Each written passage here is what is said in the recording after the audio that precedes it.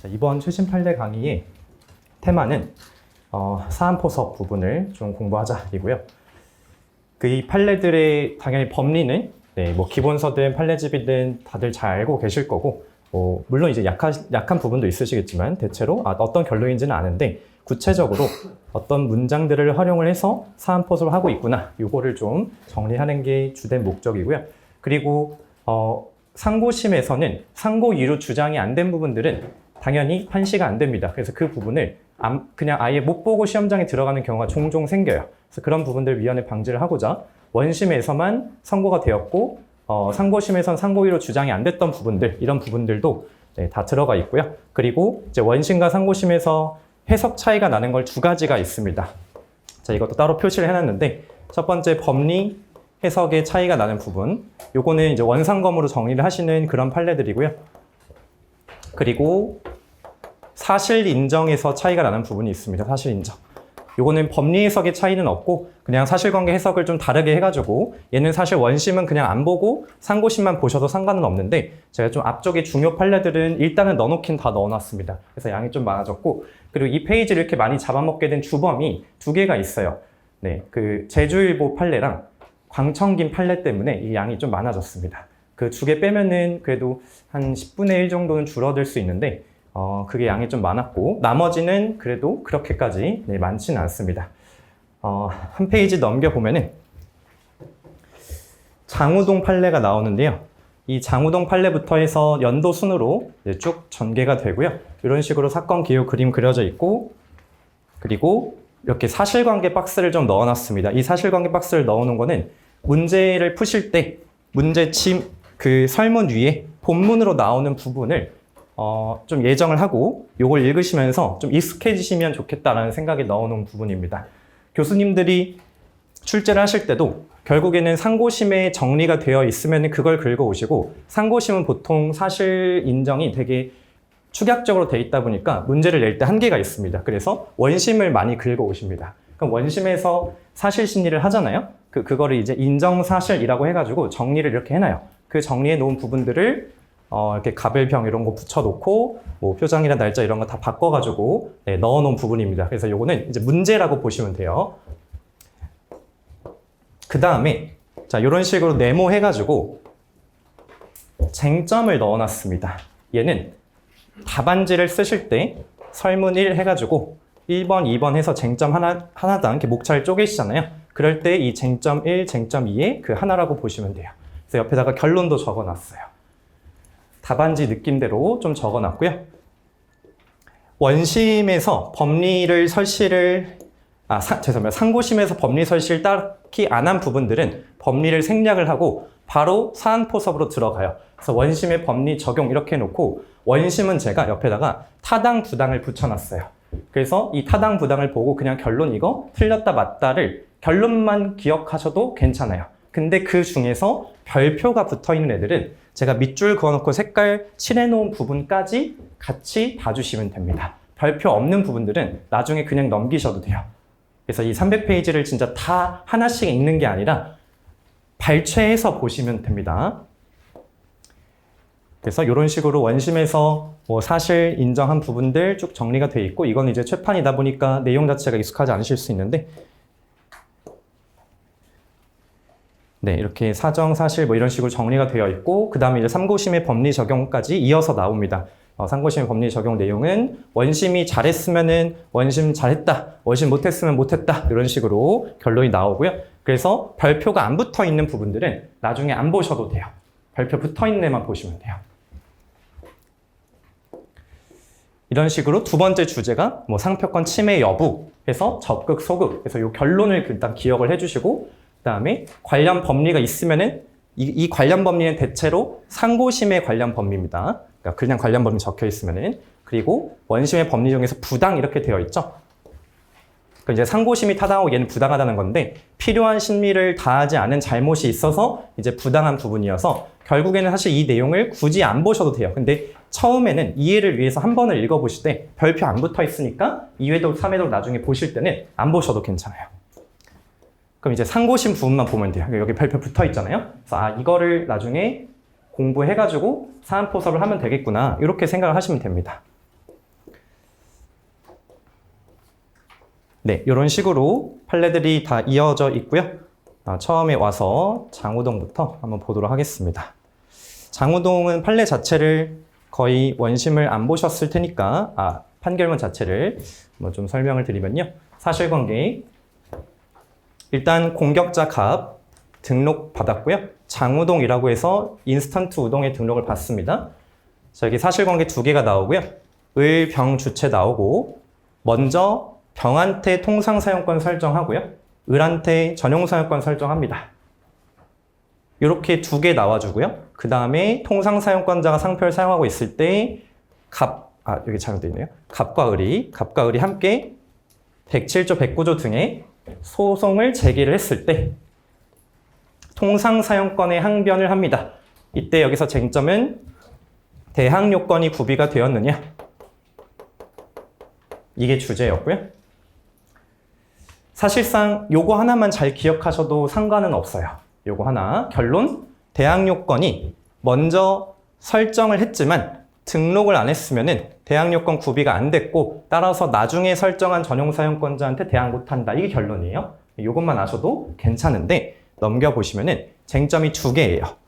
일단 사실관계에서 보면은 뭐 인정사실에 이거는 앞에 나와 있는 사건 개요랑 똑같은 내용이니까 넘어가시고, 인정사실 2번에서는 사용권 설정 범위가 어디로 되어 있냐 나와 있고요. 대한민국 전 지역 사용기간 설정기간 보니까 21년부터 31년 이렇게 되어 있고요. 통상사용권 설정, 그리고 전용사용권은 비슷한 기간이죠. 기간 겹치죠. 그리고 지역도 겹치죠. 그 다음에 전용사용권 설정. 근데 얘는 등록 안 하고 얘는 등록을 했다. 이렇게 해서 사실관계 기억을 해주시면 되겠습니다. 요거 일단 챙겨가는 게 제일 중요하고요. 그 다음에 이거. 자, 이 사건 상표 사용 계약의 효력, 이거는 사실 민법 내용이에요. 그래서 굳이 자세히 보실 필요는 없어요. 그러나 한번 읽어만 보면은 원고 갑, 원고 을, 원고가 둘인 이유는 둘이 같이 공동으로 소를 제기해서 그렇고요. 그 다음에 이 사건 사용 계약이 원고 측과 피고 측 사이에 동업 계약 체결 협상의 최종을 무산 등의 해지 조건은 계약이라고 주장을 하고 있어요. 그래서 동업 계약이 체결 협상이 최종적으로 무산이 된다면은 해지 조건으로 사용권 설정 계약이 소멸하는 것이다 라고 누가 주장했냐면은 공격하는 사람들이 주장한 거예요. 그래서 대항요건 따지기 전에 선결적으로 만약에 사용권 계약이 효력이 없으면 애초에 대항요건 따질 필요도 없잖아요. 그 얘기예요. 근데 결론적으로 이거는 구체적인 정산 방식에 대해서 합의에 이르지 못한 부분이 있긴 하지만 계약에서 조금 합의가 안 된 부분이 있었다는 거예요. 근데 그 다음 밑줄 보시면은 동업계약이 일단 성립했다고 보고 이 사건 사용 계약은 동업계약의 부속 합의로 체결되었다. 그러니까 약간 부수하는 계약으로 함께 체결된 걸로 보겠다. 그거에 대한 근거들이 사실 1번, 사실 2번 하면서 쭉 나와요. 그래서 이 내용은 처음에 한 번만 읽어보시고 그 다음 안 보셔도 돼요. 뭐 생산 설비 갖추어서 제품 생산 담당을 했고, 가맹사업 진행을 했고, 공장 설비 구축, 그리고 인허가 증명 받았고, 뭐 계약서 일부 변동 내용이 있긴 하지만 등등 대략적인 합의가 맺어졌다. 무슨 얘기하는 거냐면은 합의에 안 맞는 부분이 있지만 어쨌든 합의 효력이 발생했다. 이 얘기하는 거예요. 합의의 최종적인 합의가 성사되기까지 이르렀다. 뭐 이런 내용들도 다 같은 내용입니다. 그래서 이제 끝에 가서 여기까지가 다 근거들인 거고요. 그럼 상고심에서 어떻게 봤냐? 원심은 판사 같은 이유로 상표권자인 원고와 그리고 피고 체결한 이 사건 상표 사용 계약이 종료되지 않았다고 판단했고, 그래서 법리오해 위법이 없다. 상고심에는 그러니까 내용물이 없죠. 그냥 껍데기밖에 없죠. 그래서 이런 거는 읽을 필요 없다는 거예요. 원심이 맞는 얘기 했을 때 원심 내용만 읽으시면 된다는 거예요. 자, 그 다음에 주쟁점이, 대법원에서 주쟁점은 침해 여부고요. 침해 여부에서 주쟁점은 대항 가부인데 관련 법리로 이렇게 세 가지 나와요. 전용사용권의 내용, 통상사용권 내용과 대항요건, 그리고 제3자의 의미. 이 제3자의 의미 판례가 이제 기본서 추록으로 나온 부분인데, 원래 전용사용권과 관련해서 특법 판례가 있었어요. 근데 통상사용권과 관련해서 대법 판례가 나온 겁니다. 근데 내용이 똑같기 때문에 대법, 특법 구분 안 하고 그냥 써주시면 돼요. 자, 원심은 부당한데 필요한 심리를 안 해서 부당하다 이렇게 됐기 때문에 나중에 이거 안 보셔도 된다는 거예요. 이런 부분들은. 근데 어떻게 판단했냐면은 협상이 최종적 무산되었다 해지 조건 성취로 종료했음을 전제로 침해 금지 등을 구하나 하고 그 다음에 나아가 판단을 안 했다라는 게 문제인데 좀 더 구체적으로 보면은 소외인 정의 피고 병은 통상 사용권자죠. 이 사건 상표의 통상 사건 허락을 철회한다는 의사를 표시하고 그리고 계약 해지를 통보하고 민법상 조합계에 해당하는 동업계획 탈탁의 의사를 표시한 것이라고 보더라도 해서 이 사건 동업계약에 의한 조합 관계와 그에 기초하여 체결된 이 사건 상표 사용 곧바로 종료했다고 볼 수 없다. 네. 그리고 나서 나머지 판단을 안 했어요. 그래서 판단 누락이라고 보시면 되겠고요. 별표 쳐져 있는 상고심만 보시면 됩니다. 원고는 상표권자인 원고 갑으로부터 갑 등록 상표의 전용 사용권을 설정받고 전용 사용권자 설정 범위 내에서 지정 사용을 관하여 갑 등록 사용할 권리를 독점. 한편 병이 통상 사용권자입니다. 상표권자 갑으로부터 통상 사용권 설정받은 통상 사용권자에 해당하지만 등록을 안 했으니까 여기 이제 포선 문구가 나오죠. 통상 사용권 설정에 관하여 양립할선 법률상 지위를 취득한 전용 사용권자인 원고에게는 대항이 불가능하다. 이것만 답안지에 써주시면 된다는 거예요. 그래서 원심은 뭘 판단했어야 되냐? 계약이 유효한지 무효한지를 넘어서서 그 다음에 대항 가부까지 판단해야 되는데 그거 판단 안 했으니까 원심 잘못했다. 요 얘기예요.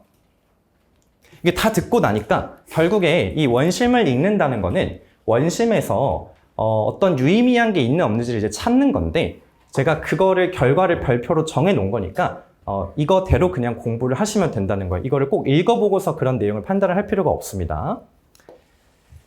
자, 두 번째 모노하우스 판례이고요.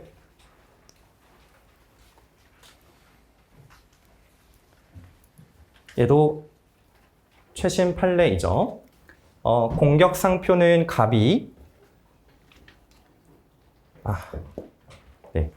죄송해요. 등록으로 좀 바꿔주시고요. 등록. 모노하우스, 게스트하우스 서비스 제공업이고요. 등록을 받았고요. 사실관계에서 을이 양도증을 위조하여 상표권을 이전한 사안입니다. 양도증을 이전해서 실제 이전을 등록을 받은 상황이에요. 그러고 나서 상표를 사용하고 있을 때 이거에 대해서 침해죄 고소를 했을 때 침해 성립하느냐, 이전의 효력이 있냐 없냐 요 얘기고요. 자, 이거는 택일적으로 이전의 효력이 있으면 상표권자는 을로 바뀌었잖아요. 그러니까 침해 성립 안 하게 되고요. 이전의 효력이 없으면 침해가 성립하게 되는 상황이에요. 그래서 쟁점은 위조하여 이전 등록한 것이 효력이 있느냐 이게 이제 주제예요.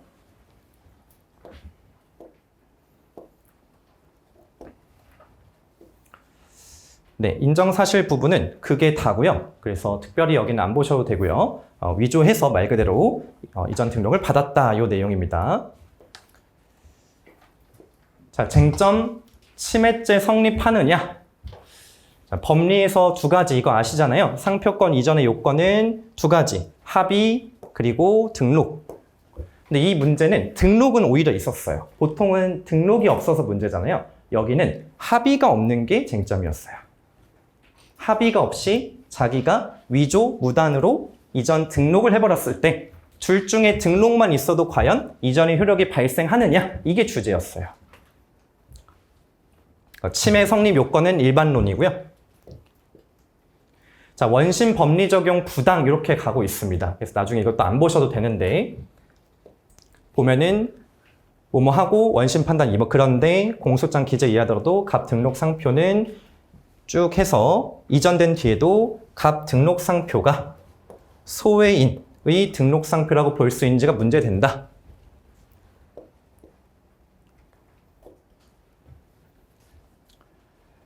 네, 피고인의 위 해서 넘어가고요. 원심 판단 3번 이제 나름의 근거를 제시를 해요. 230조, 108조 1항 1호는 엄격하게 해석해야 된다. 죄형 법정주의. 두 번째, 108조 1항 1호는 타인 등록상표를 사용한 경우에 적용되는 침해 간주 규정이에요. 정확히는. 침해 간주 규정인데 그러면은 등록상표라는 요건이 충족돼야 되는데 등록상표라는 정의는 2조 1항 10호에 있어요. 그래서 2조 1항 10호의 등록상표란 등록받은 상표를 말한다라고 되어 있고 설정과 이전 등록에 의해서 효력을 발생한다라고 되어 있고 그리고 더 나아가서 108조 1항 1호에서 타인의 등록상표란 따라 상표법상의 설정이나 등록이나 이전 등록이나 절차 등을 거쳐서 최종 등록권자로 등록되어 있는 상표를 말한다. 이렇게 해석을 했어요. 그래서 원심은 합의가 없어도 등록이 있으면은 상표권자다라는 입장이에요. 그것을 뒷받침하는 근거를 나름대로 조문을 다 가지고 온 거예요. 이거 자체는 뭐 빈틈은 없어 보여요. 그래서 마지막에 해당 상표는 이전 등록 말소 절차가 이행되기 전까지는 최종 등록 상표의 최종 권리자의 등록 상표라고 보아야 한다. 즉 이전 등록을 유효한 것으로 보겠다라는 거예요. 유효한 것으로 보겠다.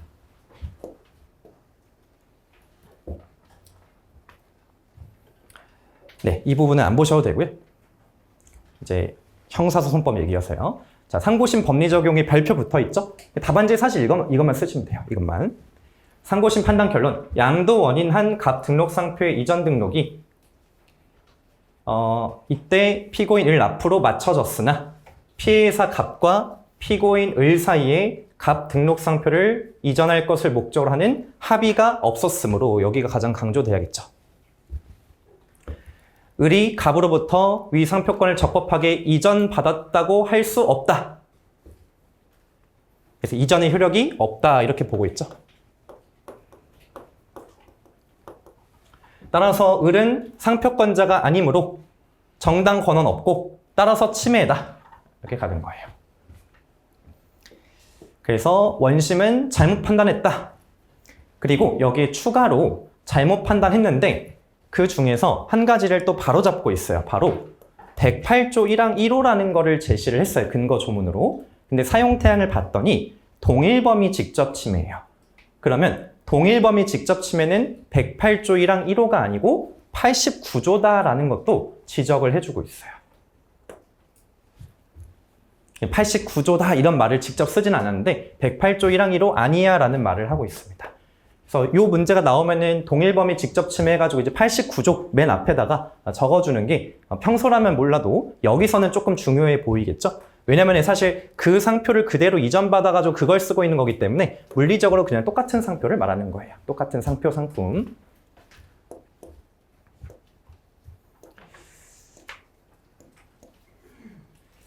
자, 한반도 지도고요. 여기부터 이제 조금 편안하죠. 다 아시는 판례고요. 네, 여기 뭐 정리한 내용은 넘어가겠고요.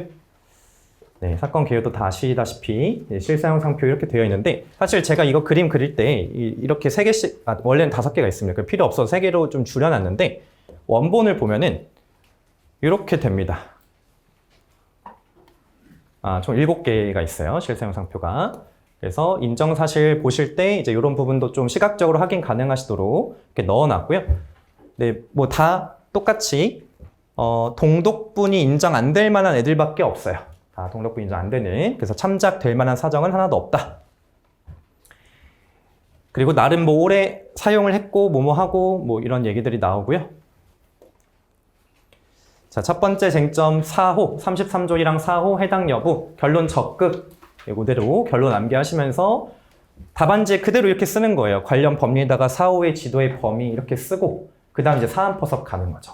사안포석 가실 때 원심 법리도 있고 오른쪽 가면은 상고심 법리도 있잖아요. 근데 상고심의 법리 적용은 보니까 내용물이 없어요. 그냥 껍데기밖에 없어요. 그래서 이런 것들은 이제 필요 없다라는 거죠. 그러면은 원심이 사실 다 얘기해 줬구나. 원심을 외워야겠네 라고 하면서 보니까 원고가 뭐라고 주장을 해요. 근데 뭐 이 주장 내용이 문제로 나올 수도 있고, 갑은 뭐라고 주장하였다. 갑의 주장이 타당한지 논하시오. 이렇게 나올 수도 있고요. 그냥 쟁점 추출형으로 나올 수도 있는데, 그럴 때를 대비해서 그냥 한 번 정도만 가볍게 읽어봐 주시고요. 뭔 주장을 했는지.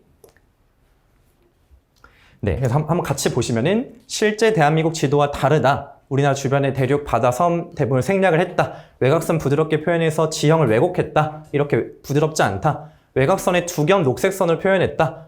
선의 내부는 백색으로 통일하는 지도에 약속된 기호를 사용하지 않았다. 등등 해서 이거는 지도라고 볼 수가 없다. 이런 주장을 한 거예요. 네, 그거에 대해서 이제 답변을 다 해주는 거죠. 그리고 원심 판단 결론이라고 이렇게 라벨 달려있는 거는 두 가지식이에요. 결론, 사후 해당한다 하고 근거를 뒤에다 적는 거예요. 답안지를 적으실 때는 이렇게 하지 마시고요. 미괄식으로 해주세요. 논리 사안포섭 하실 때는 뭐하고 뭐하고 뭐하니까 뭐뭐하다. 요게 더 좋습니다. 그래서 인정사실은 뭐 이렇게 되어 있고 사정 1번에서 이거 아시는 법리를 살짝 농연해 주고 있고요. 사정 2번에서 이 인정사실과 사정의 차이는 법적 판단이 조금 가미되면 사정이고 그거 없이 그냥 생으로 데이터다 그러면은 인정사실이라고 보시면 됩니다. 사정 2번. 실제 대한민국 지도와 다른 색채 표현, 해안선 단수나 한반도 부속도서 비율 일부 왜곡 등 대한민국 지도를 나타내는 통상적 표현 방법에 불과 이렇게 두 줄 하는 거 바깥쪽은 굵고 안쪽은 가는 두 줄 그와 같은 표현 방법은 자세히 봐야 알 수 있는 정도니까 이 정도 가지고는 달라지지 않는다. 그래서 요거 그냥 문구 외워서 사안포섭 해주시면 되는 거죠. 두 번째 쟁점 33조 2항 해당 여부 결론 이제 소극 적어놓고 법리 뭐 있는지 이렇게 쭉 봐주시면서 뭐 의의부터 해서 특출식, 판단 기준, 참작 가부, 참작 가능 범위 다 아시는 판례들이고요. 자, 얘도 원심 법리 적용 타당 이렇게 돼 있고 상고심 보니까 껍데기밖에 없죠? 원심만 보는 거예요, 이럴 때.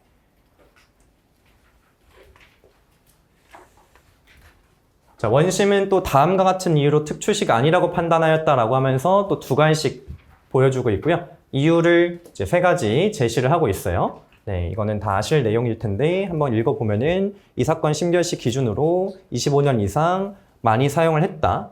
그리고 갑출원 상표를 단독 사용한 제조 판매 실적은 거의 없다. 찾기 어렵다라는 건 사실 그냥 없다라고 보시면 됩니다. 없다.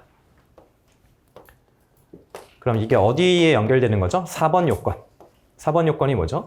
출원 상표를 출원 상품의 동일 범위에서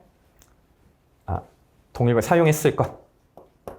이 요건이죠. 이 요건에서도 사실 날아가게 됩니다. 근데 지금 이거를 따로 언급을 한 건 아니고 3번 요건, 특출식을 지금 보고 있는 거긴 합니다.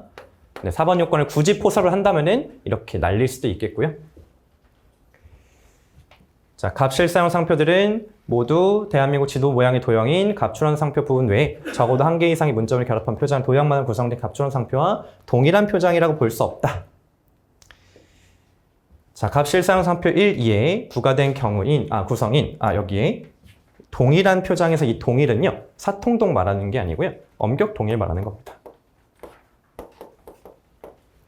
이거 왜 얘기했냐?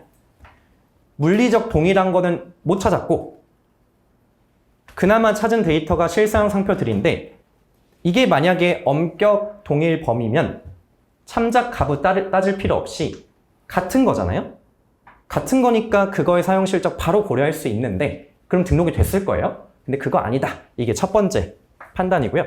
그 다음에 이제 이유 2번에서 이유 3번에서 그러면 참작 가능 범위인지 사통동이라도 되는지를 보자 이거예요. 엄격 동일 먼저 보고 안 되니까 사통동이라도 보자. 그래서 구성에 부과된 새로 나열된 문자는 비중 상당하고 독립할 출처 표시 기능 수행할 수 있고 분리 인식. 그래서 여기 있는 문구 쓰셔도 되고 그냥 동독분을 만들어서 답안지에 쓰셔도 전혀 상관없습니다. 자유롭게 하셔도 돼요. 네, 이런 것들은 출처 표시로 인식이 될 거고 그래서 판매한 실적을 자료로 삼을 수 없다. 참작 불가. 그래서 이 원문자 옆에다가 적어주시면 좀 더 명확할 것 같아요. 여기는 이 3번 여기는 물리적 동일과 엄격 동일 판단이고요. 원문자 4번은 사회 통념상 동일 판단이에요.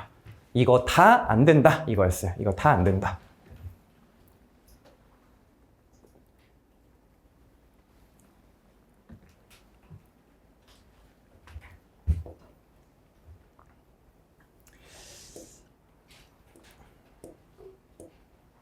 자, 빅토리아입니다. 빅토리아 이거 처음 먹어보는데 되게 맛있네요. 이걸 센스 있게 주셔가지고 좀 더 힘내서 설명해 보겠습니다.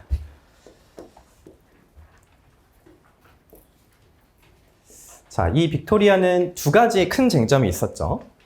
상표 유사 여부 관련해서 이제 요부 관찰 관련 내용, 그리고 수요자 설문조사 결과의 고려 가부, 요 두 가지인데, 네, 이 사실관계는 네, 여기 위의 내용은 그냥 심판 경과라고 보시면 되고요. 누가 뭘 걸었고 뭐해서 그 히스토리라고 보시면 되고요. 근데 이게 문제 중에 60회 문제 2번 마스미 판례가 이런 식으로 문제를 냈었어요. 그러니까 원심을 긁을 때 히스토리를 긁어가지고 누가 언제 청구했고, 언제 신결 내려졌고, 언제 뭐 심취소 걸었고, 그래서 뭐 계속 중이다, 이런 거를 요거 가져와서 냈었어요. 그래서 이런 부분들도 평소에는 잘 안 보시더라도 이렇게 제가 인정사실로 넣어놓은 부분들이 있으면은 그런 거는 조금 봐주시면 좋을 것 같아요.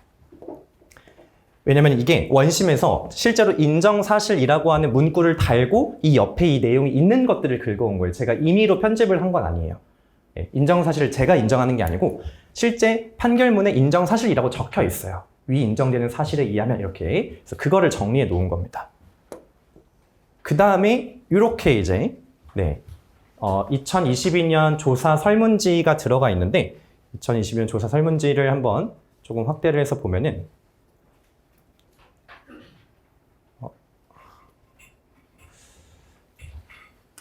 이제 여기 A1 그 질문에는 귀하가 상표를 인지하고 제품을 구입할 때 평소에 어떤 방식으로 상표를 기억하십니까? 라고 물어본 거예요. 그러면서 나는 모양을 본다, 발음을 본다, 뜻을 본다, 외관호칭 관련 물어본 거죠. 네, 약간 아닌 척 하면서 물어본 거고요. A2부터 A5까지는 인용상표를 항상 바꿔가면서 출원상표 고정해놓고 인용상표 바꿔가지고 이렇게 대비적으로 이렇게 제시를 했어요. 네. 근데 보면은 밑에 질문이 설문 그 항목이 똑같아요. 이렇게 항목이 다 똑같아요. 내용과 순서의 차이를 두지 않았어요. 그러면서 여기에 뭐 안내 문구로 시간과 공간을 달리해서 봤을 때 혹시 어떠신가요? 뭐 이런 식으로 물어보고 있어요. 그리고 이제 A1 설문 같은 경우에 좀 특이한 부분이 이제 뒤에서 막 얘기를 하는데 어떤 거에는 뭐 주로라고 하는 뭐 이런 강조 표시를 좀 해놓고, 그리고 여기 1번과 2번 설문에서도 1번은 전체적 및 종합적으로 볼 때 구별된다, 이런 표현들을 또 같이 넣어주고 있고요. 이런 이제 디테일들이 있는데 요거를 한번 원심에서 어떻게 봤는지 보겠습니다. 일단 잘 아시는 요부관찰 관련 내용이에요. 이거는 결론 적극이죠. 관련 법리, 요부 관련된 내용을 쭉 바르고, 그 다음에 여기 나와 있는 요 판례는 원래 MOU 존존 판례에서 나온 거고, 트리거는 식별력이 둘 다 있어서 우열을 가릴 수가 없어가지고 요부라고 할 만한 게 없을 때 이 판례를 적는 거예요. 그 법리 자체도 그렇게 생겼어요. 요부라고 할 만한 게 없으면이라고 되어 있어요. 근데 판례는 이거를 다른 방식으로 사용을 했죠. 영문자 부분과 도형 부분 간에 둘 다 요부다라는 말을 하려고 요거를 가지고 왔어요. 그래서 조금 어색하긴 한데요. 어쨌든 이런 법리가 적혔었다 정도만 가볍게 기억해 주시고요. 원심 법리 적용은 그냥 생략을 했습니다. 포섭에 일부 오류가 있고 논리상 상고심에 어차피 포함이 되고 상고심에서 사안 포섭을 이미 잘 해줬기 때문에 이런 것까지 원심을 긁어서 볼 필요는 없습니다. 그러니까 주로 원심을 봐야 되는 건 이런 거예요. 어떤 조문에 요건이 3개가 있을 때 상고 이유로 이거 하나만 다 터진 거예요. 예를 들면 34조나 13호인데 부정한 목적만 다 터졌어요. 그러면 얘가 상표 유사 판단과 특출인을 어떻게 판단할지 그 구체적인 포섭 내용을 모를 수 있잖아요. 상고심만 보면은. 그럴 때 원심 사안 포섭을 가져와서 공부를 하면은 도움이 된다는 거예요. 근데 지금과 같이 같은 요건에 대해서 원심과 상고심이 둘 다 사안 포섭을 했고, 그리고 그 중에서 사안 포섭은 당연히 상고심이 옳을 거 아니에요. 원심이 만약에 부문제가 틀렸어요. 그러면 그걸 공부하실 필요는 없다는 겁니다. 그래서 상고심 법리적인 발표 달려있는 부분 잘 봐주시면 되고요. 출원상표 묘사, 빅토리아 영문 부분 주변 어둡고 뭐 도안은 흰색 굵은 글씨체, 강한 인상 주고 비중, 식별력, 상대적으로 어떠하고 등등 다수 등록 출원 공고 됐다고 볼 수 없고 그리고 빅토리아가 빅토리아 폭포로 직감한다고 할 정도가 아니어서 현지명이라고 보기는 어렵다. 도형 부분도 마찬가지로 뭐 대비가 되고 강한 인상 주고 요거는 사안포섭 할 때 많이 쓰시는 부분들이니까 달달 외우시지 마시고요. 요구관차 할 때 이런 거를 좀 살려주면 되겠구나 라고 해서 평소에도 써먹을 수 있는 약간 기본기로 가져가 주세요. 한글 빅토리아 부분만 좀 다르게 가는 거예요. 회색 작은 글자책 이런 포인트들 그러면서 쉽게 눈에 안 띄고 비중 낮고 강한 인상 못 준다. 결론 영어 빅토리아 도형이 각각 요부다. 그 다음에 이들이 결합한 일체로서만 식별 표지로 기능한다고 보기 어렵다. 그리고 각각의 식별력이 상대적으로 우위에 있다고 볼 수도 없다. 이게 무슨 말이냐? 그러니까 누구 하나가 한 명을 완전히 죽일 정도로 아예 비활성화 시킬 정도로 압도적이지 않다는 말이에요. 원래는 그렇게 되면은 그 압도적인 애가 없으니까 우열을 가릴 수가 없으니까 둘 다 요부에서 박탈당하잖아요. 문자 플러스 문자에서는. 근데 이 문자 도형에서는 이렇게 가도 된다라는 거예요. 문자 도형에서는. 그리고 애초에 이 요부가 상표에서 무조건 한 개여야 되냐 아니면 요부가 두 개일 수 있냐에 대해서도 사실 아직 논의가 확정이 안 됐어요. 이거는 학계에서 논의가 아직 진행 중인 내용입니다. 근데 MOU 존존 판례 때문에 문자에서는 그래도 대체로 거의 대부분의 판례들이 다 한 개인 것처럼 판단을 해오고 있어요. 지금까지는. 근데 이제 이런 판례가 나온 거예요. 그럼 이게 기존의 그런 흐름과 배치가 되는데 어떻게 이걸 소화해야 되느냐. 이런 결론을 보고서 앞으로 모든 유사 판단할 때 항상 요부 두 개를 생각하면서 문제를 풀어야 되느냐가 아니라 사안마다 맞게 적용을 해주시면 돼요. 그래서 문자 나오면은 MOU 존존 가주시고요. 문자 도형 나오면은 빅토리아로 가주시면 됩니다. 그래서 이제 요부 판단, 선등록에서 요부 판단할 때, 죄송해요. 대비 판단할 때 요 내용 적어주시고요. 그리고 뭐 원심에 대한 평가 여기 나와 있는데 요거는 굳이 안 보셔도 됩니다. 자, 두 번째, 설문조사 결과 채용할 수 있는지 결론 안 된다. 관련 법리 봐주시고, 자, 원심 법리 적용 이제 타당하고 별표가 쳐져 있어요. 물론 얘가 이제 일부 부당이에요. 정확히는 일부 부당.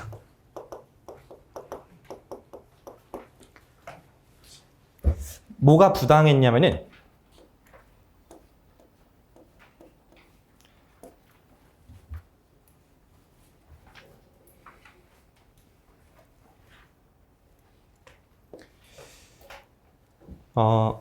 여기 보시면은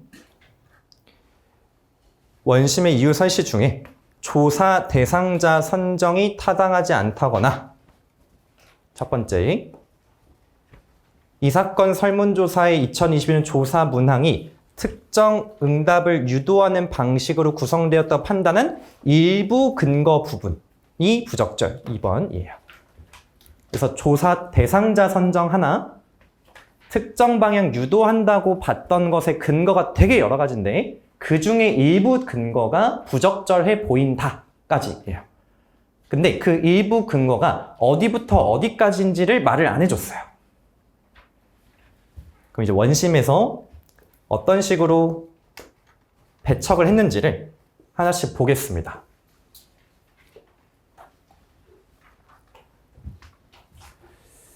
네, 살피건대 하면서 설문조사 결과를 냈는데 이거는 다음과 같은 점에서 채용하기 어렵다고 해서 이유를 얘기를 해요. 두 개는 외관이 매우 다른데 이거를 나란히 놓고 보여준 다음에 이렇게 집계를 했다.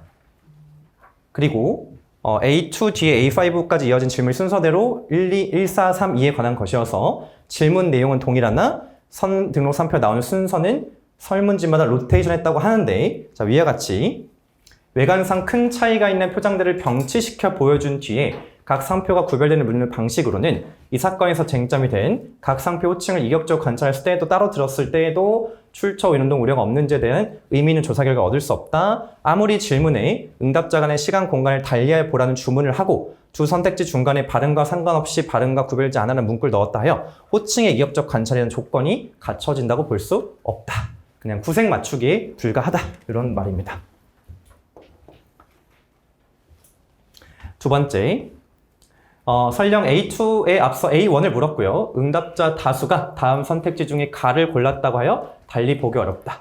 네. 하고서 A1과 A5 문항이 순차로 주어졌는지 한꺼번에 주어져 일부 문항을 나중에 답하거나 중간에 답할 수 있는지가 불분명하나 여기까지는 무시하시고요. A2, A5 문항 자체가 기본적으로 전체적인 모양을 비교하여 답하기가 시각적으로 제시되어 있는 데다 네, 뭐 두 상표를 보실 경우 그리고 눈에 띄는 도안을 포함하고 있는 설문조사의 특성상 A1과 같은 질문을 받으면 A1과 같은 질문이 뭐였냐면은 당신은 평소에 상표를 기억할 때 외관을 보니 호칭을 보니 관념을 보니 이거였어요. 뭘 보냐? 근데 애초에 이거 전체적인 느낌이 외관 쪽에 이미 약간 가두리가 쳐져 있다는 거예요. 이거를 뭐 말로 들려준 것도 아니고 상상해보세요도 아니고 설문지 눈으로 보는 거잖아요. 그리고 애초에 시각의 특징이 있는 상표 두 개를 붙여놨잖아요. 그럼 당연히 외관에 영향을 받지 않겠어? 라는 게 깔려 있다는 거예요. 그러면서 사람들은 자기도 모르게 질문자의 의도에 부응해서 정답을 찾으려고 하면서 내 생각을 조정하는 심리적 효과, 착한 피험자 효과가 나타난다. 라고 얘기를 했어요. 공감이 되시죠? 외관 호칭 관념 중에 어떤 거로 보통 보세요 하면은 당연히 내가 바보가 되지 않으려면은 뭔가 그 의도를 출제자 의도를 내가 찾아낸 것처럼 답을 찍게 돼 있다는 거예요. 더욱이 가는 전체적인 이러한 소비자 구매 행동 특성을 반영한 가치를 담고 있는 데 비해서 다는 주로 해서 약간 그 차별을 좀 했어요. 외관은 전체적이라고 하면서 약간 마일드한 느낌을 주고 이거는 이제 주로라고 해서 좀 불명확한 느낌을 줬다는 거예요. 그래서 선택지 문구가 공정하게 선택했다 평가하기 어렵다. 그래서 이거는 사회적 바람직성 평양이라고 하는 또 편향을 언급을 하고 있고요. 그리고 기계적으로 짜맞추다시피 선택지를 열간 것이 효과적인 설문 방식을 보기도 어렵고 A1처럼 그 선택 응답 세트를 받았을 때 과연 어느 조사 참가자들이 각 선택지의 실제 의미를 정확하게 인식하고 각자의 경험을 상기해 자신의 상표 인지 방식 부합하는 답을 고를지 의문스럽다. 그래서 A2부터 A5까지 묻기에 앞서 전제처럼 제시된 A1 문항으로 인해 A2부터 A5 문항이 두 상표의 외관이 실제로 구별되는지를 묻는 질문이라고 오해했을 수 있고 영향을 미친다는 거예요. A2부터 A5 문항의 답함에 있어서도 호칭을 무시한 채 외관에 중점을 두고 고르라는 식으로 말을 알아들었을 가능성이 있다. 이거를 점화 효과라고 표현을 했습니다. 앞에 하나의 어떤 조건이 다음의 어떤 상황을 촉발하는 효과를 말하고요. 별지 2를 보더라도 문항 선택지 가나다 외관 호칭 관념 순서와 A2, A5 선 등록 상표가 등장한 순서는 로테이션 했다고 하지만 A2부터 A5 문항 선택지 1, 2 1번이 너는 외관을 중시한다, 호칭을 중시한다 이거예요. 각각. 이거의 순서는 하나도 바꾸지 않았다는 거예요. A2부터 A5까지 다 복붙이었어요. 네, 이렇게 되어 있다. 네, 그처럼 연속된 A2, A5 문항에서 뭐 발음과 상관없이 발음과 구별되지 않는 전체 외관 항상 먼저 나왔다면 다수의 응답자들이 당연히 2번보다는 1번을 고를 가능성이 높다. 그래서 그걸 또 순서 효과 이렇게 또 표현을 했어요.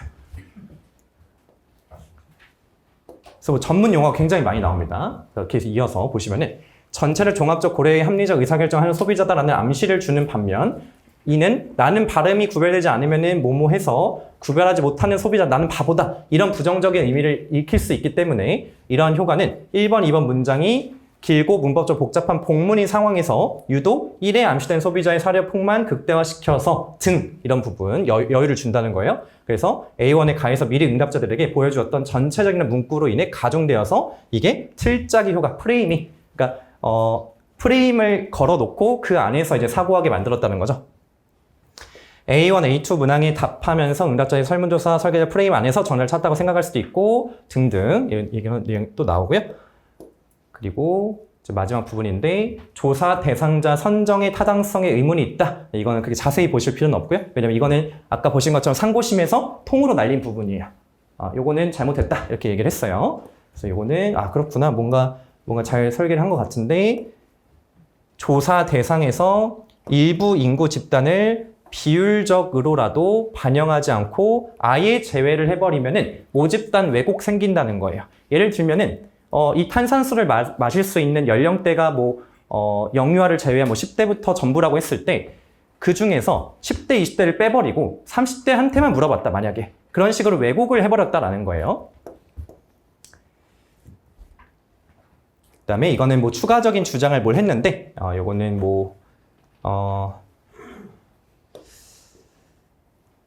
네, 자세히 안 보셔도 괜찮을 것 같고요. 그래서 이제 결론. 상고심에서 아까 나왔던 내용 다시 한번 보시면은, 두 상표를 동시 제시하면서 유사협을 직접 질문하는 방식은 이격적 관찰에서 부적절. 이게 하나, 답안지에 나와야 되는 부분. 두 번째가 문항별로 조사 대상자가 고를 수 있는 선택지의 내용이나 순서의 차이를 주지 않아 응답이 특정 방향으로 유도될 수 있다. 2번. 근데 2번은 주로 뭐냐면은 A2부터 A5까지의 1번과 2번 선택지 있죠. 이 선택지의 내용과 순서가 다 똑같았다. 이게 가장 큰 부분이었고, 대법원이 요거를 주로 언급한 거에 비추어 보면은 앞에 나와 있던 심리학 용어 되게 많이 있었죠. 특히 A1이 A2부터 5까지 어떤 영향을 미치고 했던 그 내용들은 조금 마이너하긴 해요. 상대적으로. 네. 그러나 혹시 기억이 나시면은 답안지에 적으셔도 상관은 없을 것 같습니다. 왜냐면 정면으로 그게 안 된다 이렇게 말한 건 아니기 때문에. 그래서 요 정도 선에서 챙겨가 주시면 좋을 것 같아요. 그럼 나중에 다시 앞부분을 보실 때 줄글 막 자세히 보지 마시고 이런 용어들 있죠. 네.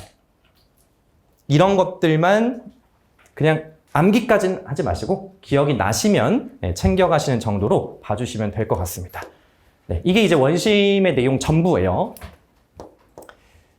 제가 좀 중요 판례들은 거의 안 빠뜨리고 다 넣었어요. 원심을. 문장 거의 한 개도 안 빼고 거의 다 넣었어요. 그렇게 하면은 이게 전부구나. 이 안에서만 내가 보면 된다는 거구나. 라고 해서 조금 더 안심을 하실 수 있을 것 같아서. 물론 그러다 보니까 이제 이런 300페이지라는 참사가 일어나긴 했는데 네, 그거는 이제 다 얻을 수는 없어요. 하나를 포기해야 되니까 양을 조금 포기를 했습니다.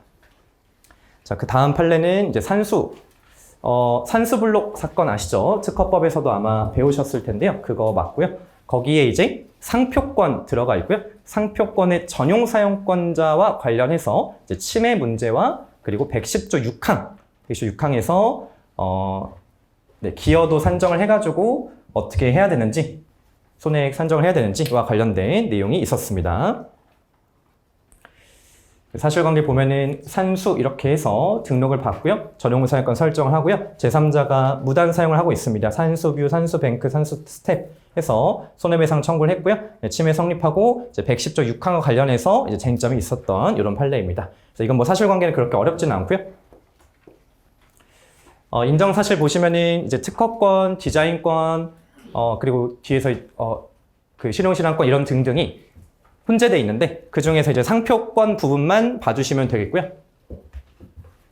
라이센스 계약 이건 다 특허권 관련 내용이고요. 여기도 마찬가지고요. 그래서 넘어가시고 실용실현권 이런 내용도 나오는데 디자인권에 대한 전용 실시권과 등록 상표에 대한 전용 사용권 설정했다. 이 부분만 잘 확인해 주시면 되겠습니다. 자, 전용 사용권 침해 성립하냐 이거 선결 판단해야 되죠. 이걸 먼저 판단하고 그 다음에 이제 손해배상액은 그 다음에 문제잖아요. 그래서 원심에서 법리 적용을 했는데 그냥 유사 판단이에요. 유사 판단.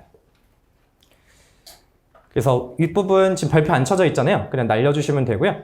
상고심 법리 적용해서 쭉 읽어보니까 한자로 산수 되어 있는 거랑 아까 산수 땡땡 들어가 있던 걔네들이 각자 유사하다 충분히 판단하실 수 있겠죠? 그럼 실제 이거 문제가 산수 비슷하게 나와서 산수에서 좀 바꿔서 나오면은 요부 추출해서 요부 관찰 법리 적용해가지고 문제 풀어주시면 되겠습니다. 전용 사용권 침해다. 이건 별로 다툼이 없었습니다.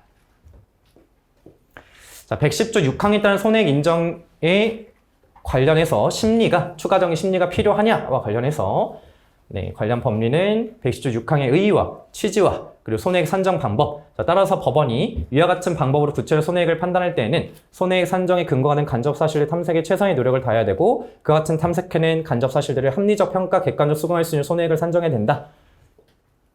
네, 당연한 얘기를 하고 있고요. 그리고 손해액 산정의 기준 범위는 각 청구별로 하는 것이다. 뭐 이런 내용이고요. 그래서 얘는 결과적으로 부당이에요. 그래서 나중에 안 보셔도 되는데 왜 부당했냐? 필요한 심리를 추가적으로 안 한 게 위법했어요. 110조 6항과 관련해서 기여율을 고려하지 않고 추가 판단하지 않은 게 이제 문제였습니다. 그래서 원심은 뭐뭐 했고 병 등록상표 전용사유권 침해에 따른 손해액은 110조 6항을 적용하여 산정하여야 하는데 피고, 을이 침해 제품을 판매를 하면서 침해자입니다. 병 등록상표 전용사유권 침해와 무관한 부분이 있다는 특별한 사정 등에 관하여 주장 증명하지 않은 이상 병 등록상표 전용사유권 침해에 따른 손해액은 침해 제품의 순매출액에 이 사건 계약에서 정한 기술유율을 적용해서 산정한 갑의 청구 금액을 초과한다고 볼 수 있다. 네, 병 등록상표 전용사유권 침해에 따른 손해배상의 인정 금액만으로 이 사건 계약 해지 이후 을 제조 판매에 관련된 손해배상 금액은 모두 만족하니까 나아가 살피지 않는다. 자, 무슨 말이냐면요.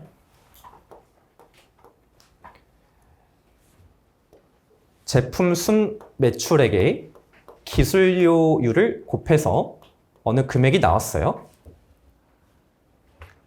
근데 110조 6항을 적용을 하기 전에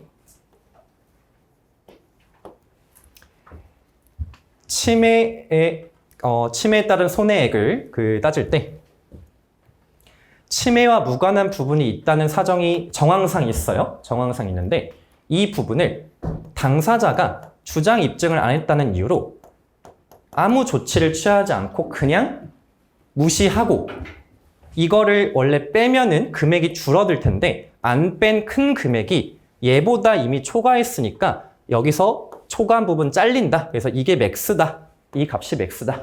이런 식으로 이제 계산을 한 겁니다. 이게 감액이 되고 나면은 금액이 달라질 수 있잖아요. 전체 청구 액수가. 근데 그렇게 보지 않았다. 이게 이제 문제였고요. 자, 상고심만 봐주시면 됩니다. 네, 위와 같이 원심 판단은 그대로 받아들이기 어렵다 하면서 쭉 넘어가시고요. 을의 갑의 손해, 즉 F 제품의 매출 감소 또는 실시료 감소 등에는 병 등록상표의 전용 사용권 침해뿐 아니라 디자인권, 전용 실시권 침해에 따른 손해도 포함되어 있을 수 있으므로 갑의 손해가 전적으로 병 등록상표 전용 사용권 침해를 낸 것으로 단정할 수는 없다.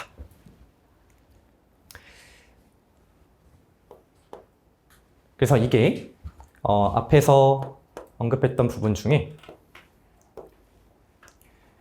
침해와 무관한 부분이라는 부분이 있죠. 이 침해와 무관한 부분. 이게 자기의 영업 능력이나 아니면은 뭐 광고 정도 이런 것 등을 얘기하는 게 아니라 다른 권리 부분, 다른 권리의 침해로 인한 손해 부분이 같이 공존할 수 있고 그거를 지금 합쳐서 산정을 했을 수 있으니 그거를 나눠서 판단을 해야 된다라는 얘기를 한 겁니다. 그래서 원심으로서는 상표권에 대한 전용사용권 침해 행위가 매출 감소 또는 실시료 감소에 얼마나 기여했는지, 그러니까 일부는 디자인권에 대한 전용 실시권 침해, 일부는 전용 사용권 침해 이렇게 된다고 치면은 그 중에 전용 사용권 침해 부분이 정확히 몇 %인지를 산정해 봤어야 한다. 이런 얘기입니다. 네, 그래서 간접 사실들을 탐색하고 그것들을 합리적으로 평가해서 객관적으로 수긍 가능할 액수를 인정했어야 하는데 그렇게 하지 않았기 때문에 네, 적절하지 않았다라고 봐주시면 되겠고요. 그래서 이 110조 3항에서는 침해와 무관하게 얻은 이익이 있을 때 이를 침해자가 주장 입증하면은 그만큼 일부 복멸을 해준다, 일부 또는 전부 복멸을 해준다라는 판례에 일관된 그 논리를 여기는 적용을 하지 않았어요. 그러니까 110조 3항은 당사자 입증 책임을 좀 더 크게 보는 거고 110조 6항은 애초에 조문 자체가 자유심증으로 손해액 입증이 사실 성질상 곤란한 경우에 도와주는 예비적인 청구의 성질을 가지고 있잖아요. 그러니까 그런 조문의 성질에 맞게 너가 좀 더 탐지를 잘 했었어야 한다라는 취지입니다. 그래서 성명권 얘기도 살짝 나와요. 직권 요소가 좀 많이 가미돼 있다는 것을 느끼실 거고요. 그리고 뭐 구체적으로 어떤 권리에 관한 독점적 통상 실시권을 침해했는지도 밝히지 않고 있다. 네, 이런 내용들도 부가적으로 언급이 됐었습니다. 그래서 이 상표권 부분만 떼서 보면 한 이 정도가 되겠고요. 이제 특허권과 관련해서 맞물릴 수 있는 내용들은 이제 특허권에서 아무래도 법리적으로 더 잘 정리를 하셨을 테니까 네, 그걸로 단일화 해주시면 되겠습니다.